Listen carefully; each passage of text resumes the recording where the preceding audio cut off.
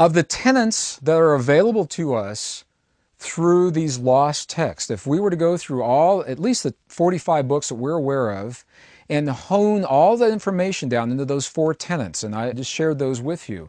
The first one says there's only one of us here. We're unity by nature. The second one reminds us that that unity consciousness is moving collectively toward this rare moment in history. The third one reminds us that we have direct access to the creative forces of our world. And the last one suggests that the science of compassion may be the most ancient science that allows us to gracefully transcend the great challenges of our life with grace. Well, 2 of those tenets I'd like to develop further.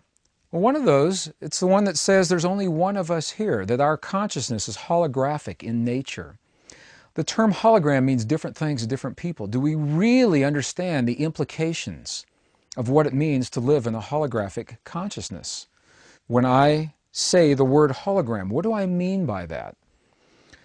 Of the many definitions that we may choose for a hologram, perhaps one of the simplest and the most eloquent may be as follows: that a hologram is simply a pattern that is whole and complete unto itself, and at the same time it's part of an even greater pattern that is whole and complete unto itself, while at the same time is part of an even greater pattern. Now, this pattern can be non-physical energy, or it can be very physical matter. The cells of your body are holographic in nature. One cell has all the information it needs to create another one of you. It is whole and complete unto itself, and it's part of an even greater pattern that you call your body. Okay? Consciousness works this way. We are many expressions individualized of a unity consciousness. And what that means, and this is the beauty of the hologram, any place in the pattern of a hologram where you make one little change, that change is mirrored throughout the rest of the hologram. If you make one tiny change, it's mirrored throughout the rest of the hologram. Perhaps a good example, this is a story that's told from the Spanish journals when the explorers were coming over looking for new routes into this world in the 1500s.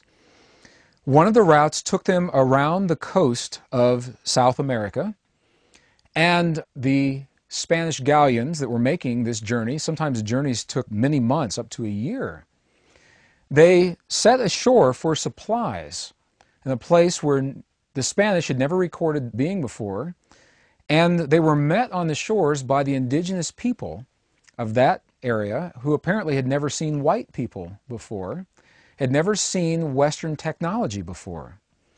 And fortunately for this particular story, one of the first men to meet them on the shore was the shaman of the tribe. He was the holy man.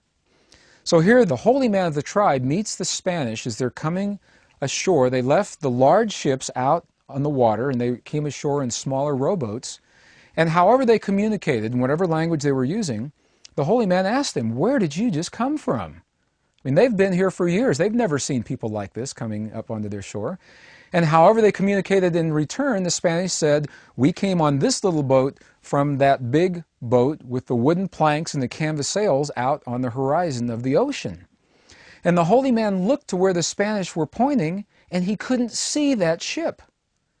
The ship was there, and it was of a pattern that was so foreign to his frame of reference, it made no sense to his conscious recognition. He didn't recognize it.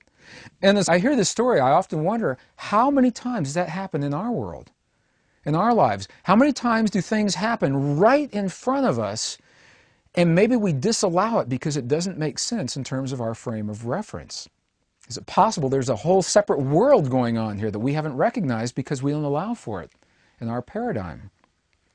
Well, because this was a holy man, because he was a shaman, he was fascinated by the possibility that these people came from something that he couldn't see. So another individual may have dismissed it. The shaman worked with it. And eventually, what he said, in a matter of moments, he says, if I look out of the corner of my eyes and I squint just the right way and redefine the shape of my eyeball, I begin to make something out on the horizon. And in just a few moments, he taught himself how to see a pattern of matter that he had never been exposed to before. He taught himself to see that. That happened to him on the shore. Miles away was his village, and the people in his village didn't have the same experience that he had, on the one hand, and within just a couple of days, on the other hand, they too benefited from his experience because they then were able to see what was happening on the shores. How did that happen? They weren't witnessing with him on the one hand. On the other hand, they learned through his experience. The term we use today is called collective resonance. And what it means to us is that every time one person chooses a new way to respond to the challenges of life, each time an individual chooses a new option, that person then becomes a living bridge for all the others who choose to follow in that person's path. It's not about imposing will on anyone. What it is about is that person now that chose a new way, that chose a new path, they have created a template of a new possibility very close to the consciousness of all others who choose to follow, and that template now becomes more accessible to the next and the next and the next. The shaman on the shore, he chose to see a new way, and through collective resonance, others benefited from his experience. This is the beauty of the hologram. If we have a pattern, perhaps it looks like a snowflake pattern, and that pattern is whole and complete unto itself, and part of an even larger snowflake, which is whole and complete, and part of an even larger snowflake. And there is one place in each of these patterns where there is a little pointed tip, and we take the tip off in one place of the snowflake. That tip no longer exists anywhere in the pattern. That's the beauty of the hologram. When a change occurs in one place, it's mirrored throughout the whole. It's mirrored throughout the rest of the system. What that means to us simply is this. Here we are on the threshold of a new millennium, creating a new paradigm, a new way to respond to the great challenges of life. We have lived in a world of polarity where we have hated and feared and judged and killed, and we've always had the tools to rise above that hate and the judgment and the fear and the killing. Each time one individual chooses a new way to respond, chooses something other than hate, chooses something other than retribution. That's a big one in our culture now. If you do something, you've got to get even. You've got to pay for what you've done. It's not right, wrong, good or bad. It simply is a path, and there may be the possibility of a higher path. Each time one individual chooses that possibility, it makes it easier for the next and the next and the next. So we ask ourselves, are we choosing to carry across this bridge into the new millennium hate, judgment, warfare, and killing, or do we choose peace, forgiveness, compassion, and love, honoring all of the polarity that brought us to this moment? The hate, the killing, the judgment, the anger, the warfare has served us. It served us well. It thrust us onto a path so we would know ourselves in that way. And now we're invited to heal that path and to choose something new rather than judging the path, being angry at that path and moving on. That's the beauty of the holographic model of consciousness.